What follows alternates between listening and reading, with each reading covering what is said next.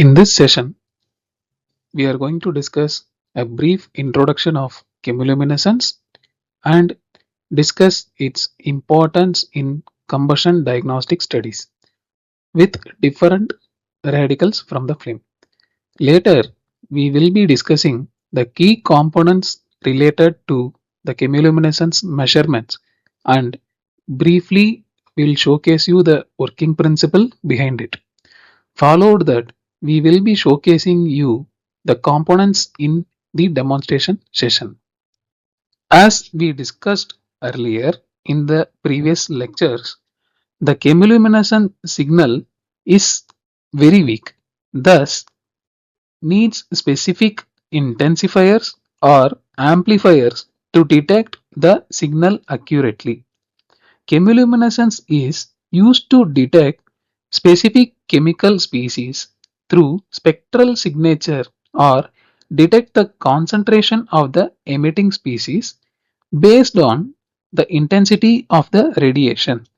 Often during combustion, the emitting species are either short-lived intermediate species or a combustion product in electronically excited state.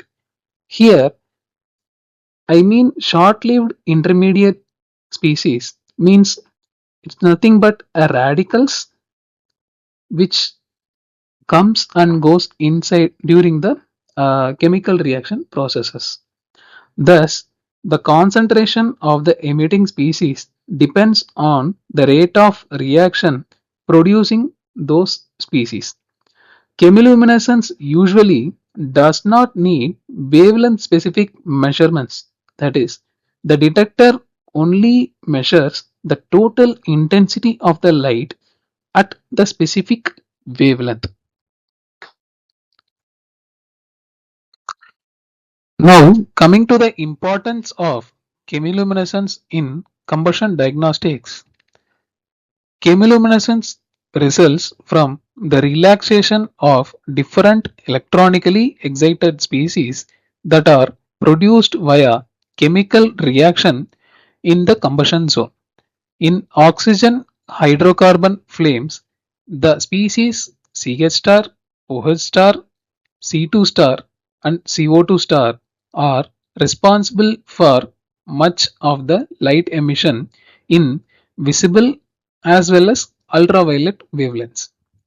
Since the excitation energy, which is chemical in nature, is higher in combustion reactions, the dominant emissions occur in lower wavelength, which corresponds to a higher energy spectrum, specifically in UV range.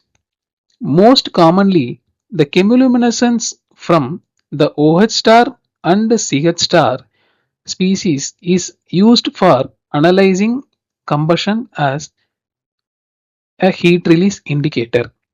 As we observe in the graph illustrating the chemical reaction of the combustion, individual radicals emit light at distinct wavelengths.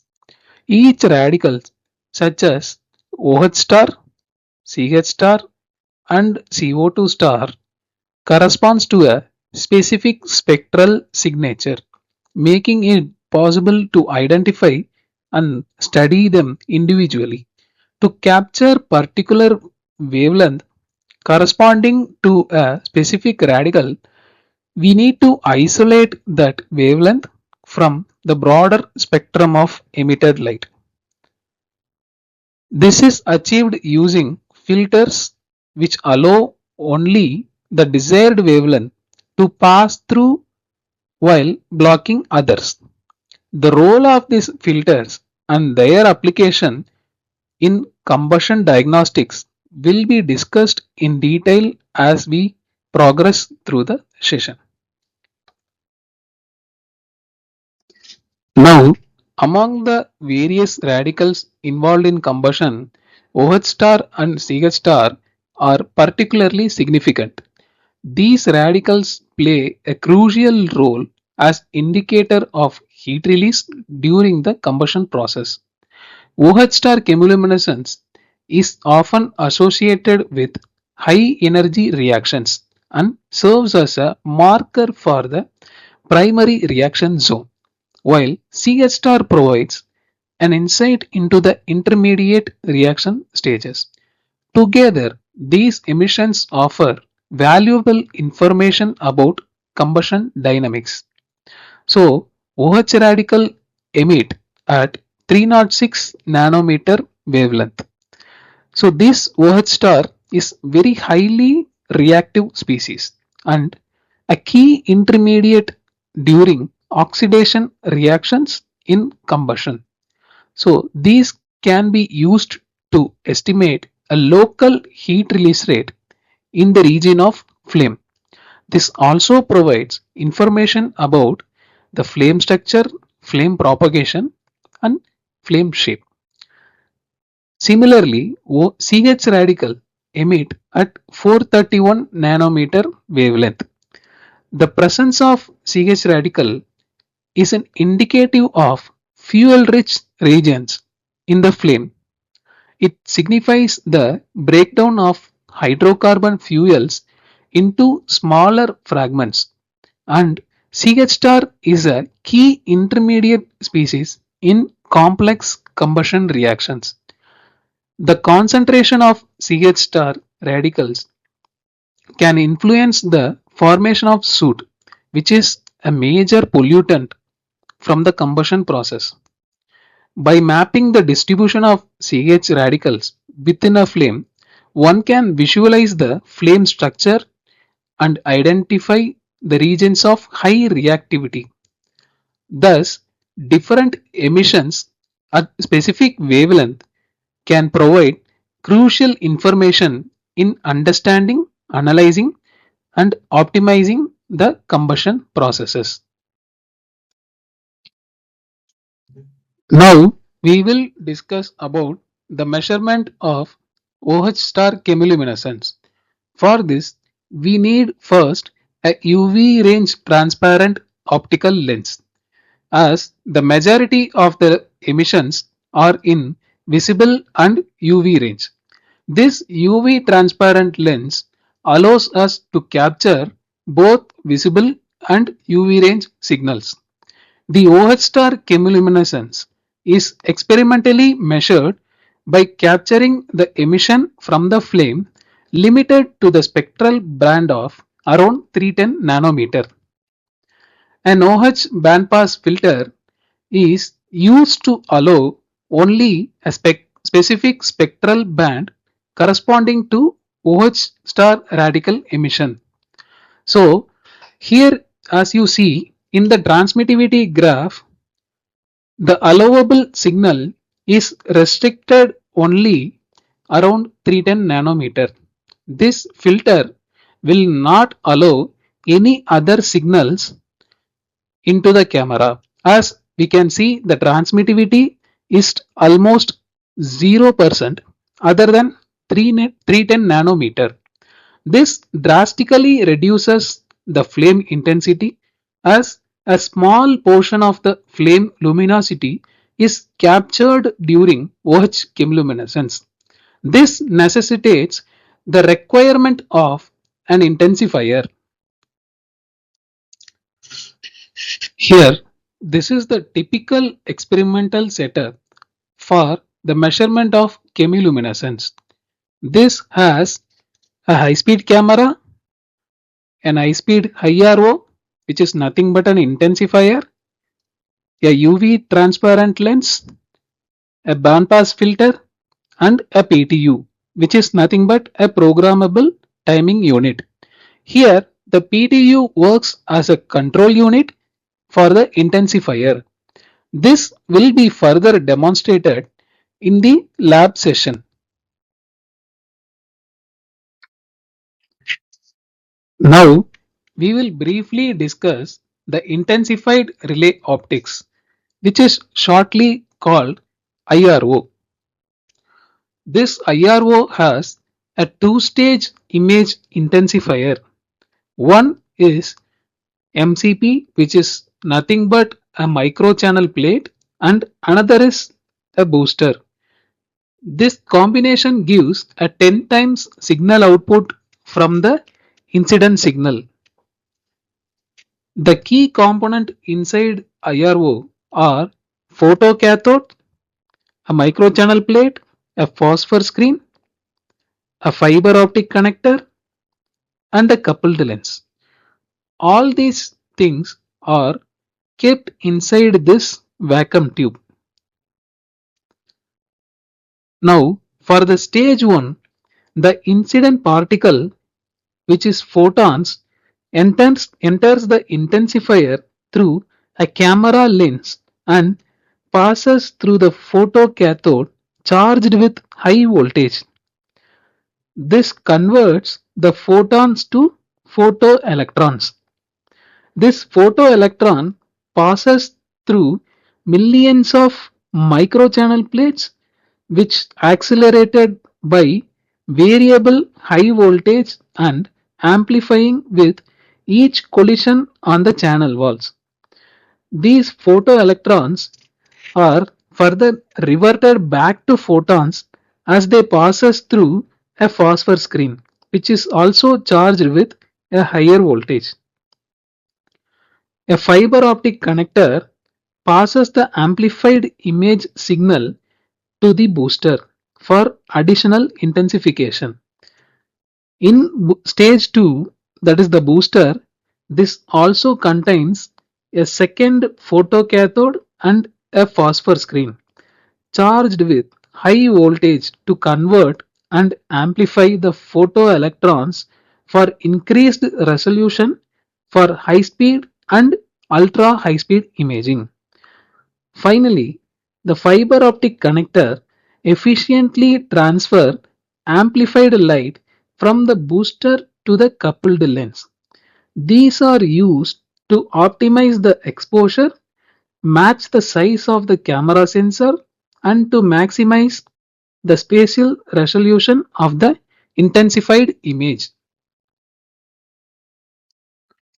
For measuring the chemilumescence, we can also use a device called photomultiplier tube, which is nothing but a PMT. Unlike IRO, which provides an image as the final output, the photomultiplier tube outputs an electrical signal corresponding to the intensity of light it detects. This makes the PMT highly sensitive to low intensity signals, allowing it to capture even a faint chemiluminescence emissions with excellent precision. However, the PMT does not provide a spatial information as it lacks the imaging capability. Instead, it focuses on delivering a highly accurate and rapid measurements of light intensity. Now, coming to the brief working principle, a PMT is a photoemissive device in which the absorption of photon results in the emission of an electron. That means a photon is converted into an electron.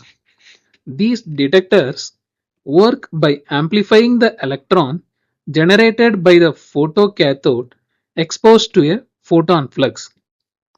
The generated electrons are multiplied by electrodes known as metal channel diodes.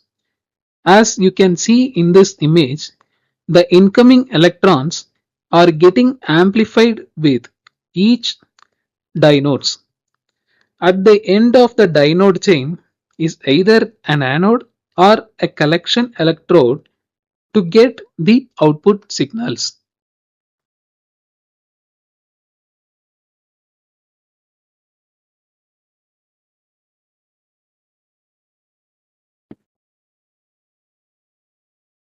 This session takes you through the process of optimizing the setup, capturing high-speed images, and interpreting the data for high-speed chemiluminescence imaging.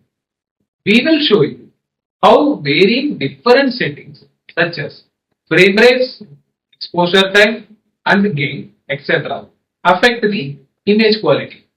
By the end of this session, you will have a clear understanding of how the chemiluminescence imaging works, how to optimize the experimental setup for different combustion conditions, and how to analyze the resulting data to gain insights into combustion behavior.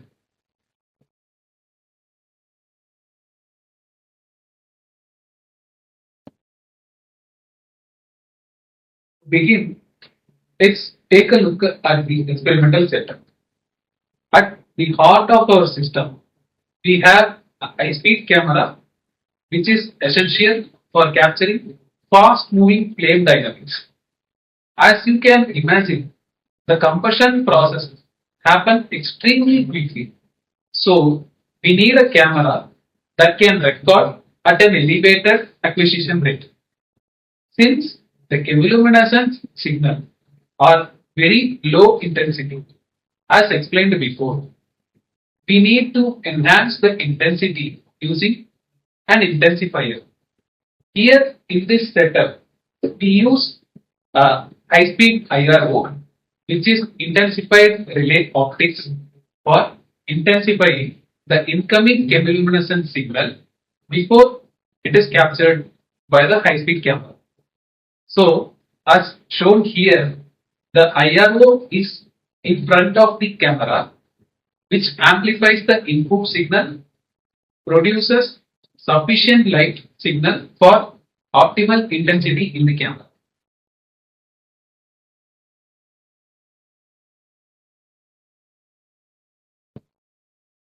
Next, let's talk about the optics for the current experiments. It is known that the flame emits radiation in a wide spectral range, that is, from UV to visible light and beyond. However, each of these radicals inside the flame emits radiation at specific wavelengths. So, for this demonstration purposes, in this experiment, we will be performing OH chemiluminescence imaging. To capture this OH chemiluminescence, we need to isolate specific wavelength of light which corresponds to OH emissions from the flame. As explained before, the OH emissions are primarily in the UV spectrum, specifically around 310 nanometers. Thus, to ensure that only this specific wavelength is captured, we use a special OH bandpass filter at 310 nanometer as shown here. So this will be mounted in front of this UV lens, and this combination of UV lens and this bandpass filter ensures that we only capture the relevant OH emissions wavelength, which is 310 nanometer from the flame.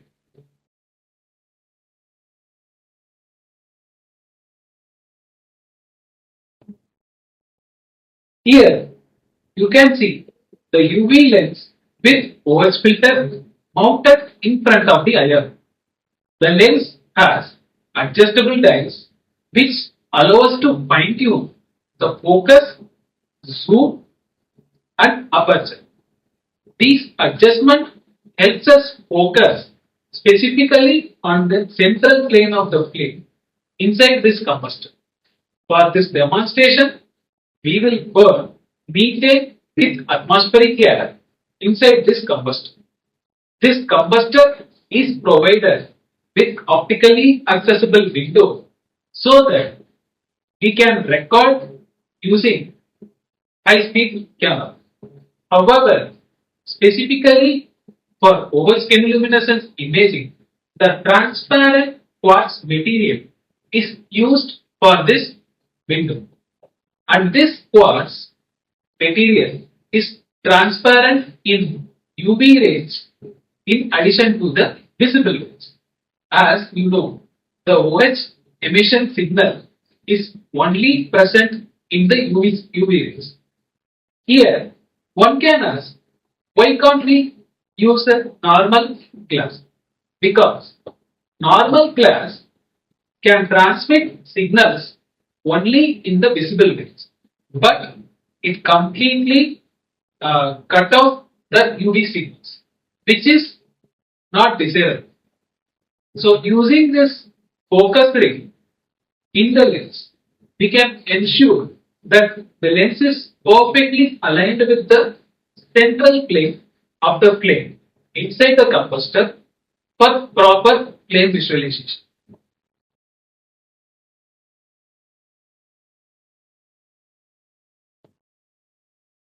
The camera and the IR are synchronized using a programmable timing unit as PTU.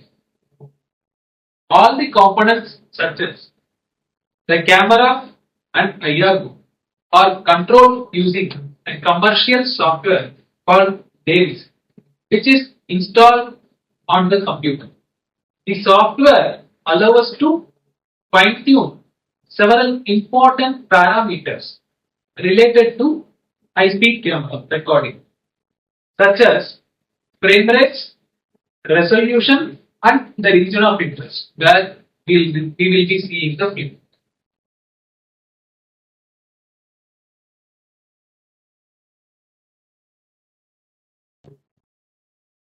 In high speed imaging, the frame rate, also known as the acquisition rate, is very crucial.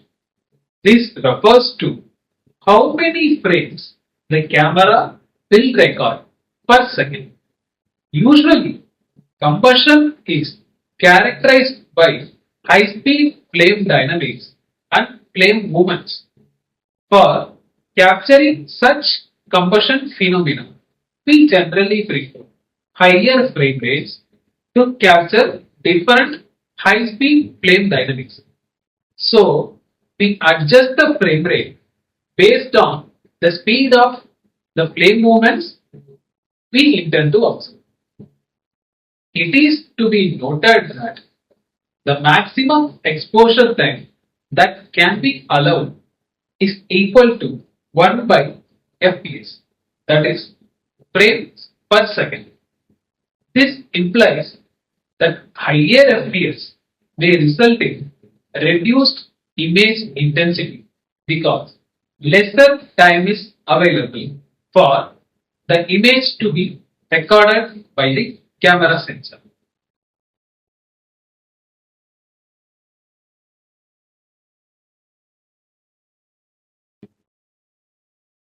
As I told earlier, PTU is used for synchronizing the camera and IR. Additionally, the same PTU is responsible for adjusting two key settings, which are gate and gate. Firstly, let's start with gate. Gate is essentially the exposure time of IRO, which is the amount of time period in which light is allowed onto the camera sensor during each frame recorded by the camera. The longer exposure time means more light is captured by the camera sensor, resulting in a brighter image with good contrast. However, if we need to capture very fast flame movements during combustion, a shorter exposure time is needed to freeze the movement of the flame in each frame while recording. Thus, for better temporal resolution and to capture the faster flame movements, a lower gate is preferred.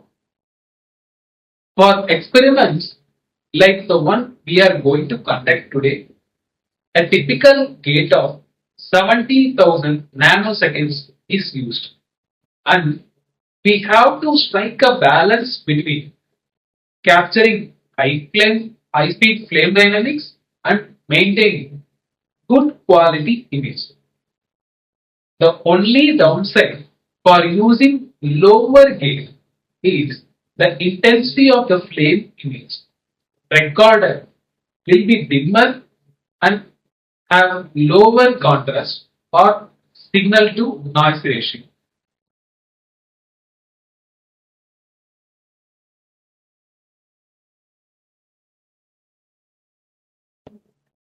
Now that we have discussed about the usage and the limitations of gate or exposure time while using the IRO, the main question remains is that how do we balance the image quality without compromising on capturing the temporal resolution of high-speed flame dynamics? To answer this question, we use the second key setting associated with the IRO, which is gain. So, to address the low image intensity due to shorter gate setting, we can utilize gain setting. The gain is nothing but a multiplier which amplifies the intensity of incoming light signal inside the IRO. After amplifying this signal, the IRO produces an enhanced light signal and supplies it to high-speed camera for recording. This amplification basically widens the intensity histogram of image, thus enhancing the contrast of plane image which is captured even at high speed recording. While this process increases the flame intensity, it also amplifies any background noise. So it's crucial that we perform these experiments in completely dark room to minimize external light interferences.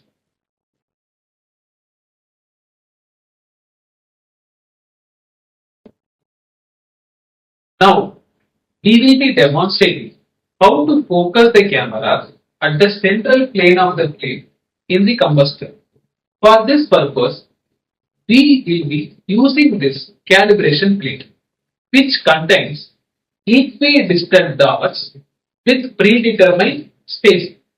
So now I will be placing this calibration plate at the central plane of the combustor where the flame will be stabilized.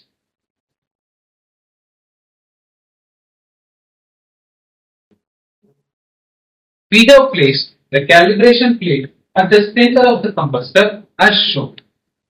Using the focus ring of the UV lens, we can align the focal plane with the calibration plate that is placed at the center of the combustor. This process not only allows us to focus at the center of the combustor but also enable us to find the pixel resolution of the flame recording by using the dot spacing of the calibration plate. Thus, after this calibration process, we will be able to measure the actual flame dimensions using the line of sight imaging obtained through chemiluminescence. Now, we will remove the calibration plate and close the combustor and ignite the fuel mixture to obtain the flame. Now, this is how the flame appears to the naked eye as captured using the DSLR camera.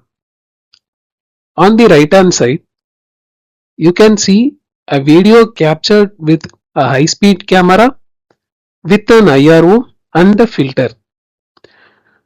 We will discuss deeper into these details of imaging procedure in the next session.